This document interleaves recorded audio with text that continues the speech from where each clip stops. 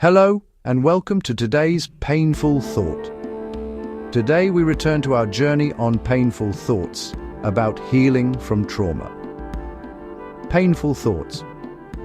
Book 1. Every small step forward is an act of courage. Healing doesn't announce itself loudly. More often it happens quietly, in places no one sees.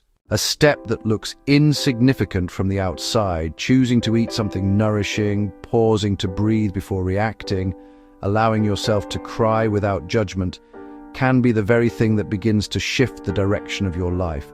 It is tempting to believe that growth should be bold or dramatic, but the nervous system doesn't heal that way.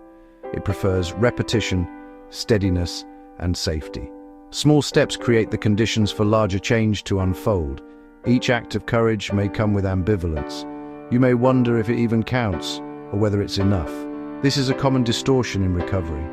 Because we often measure ourselves by milestones, we dismiss the daily labor of showing up.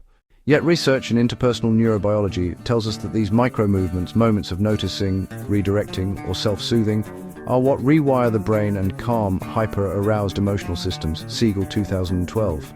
In trauma healing specifically, too much too fast can overwhelm. That is why gradual change, anchored in safety, becomes the most sustainable path forward. Kolk 2014. There's also an emotional paradox worth naming. Many people carry the belief that unless progress feels dramatic, it isn't real. But healing often feels ordinary. It shows up in the way you can walk into a room without rehearsing your words, or in how silence no longer feels threatening. These subtle shifts are profound. Even if they rarely come with fireworks, they are evidence of resilience knitting itself into the fabric of daily life. It may help to think of courage not as a single choice, but as a practice. Each time you move toward care, choosing rest, reaching for connection, grounding your body, you strengthen your capacity to do it again. Over time, these repetitions form a different kind of strength, not rigid or forced, but flexible and enduring. Courage here is not the opposite of fear. It is the willingness to carry fear with you while still moving toward life. Personal reflections. What small steps could you take today that might look ordinary, but quietly strengthen your healing?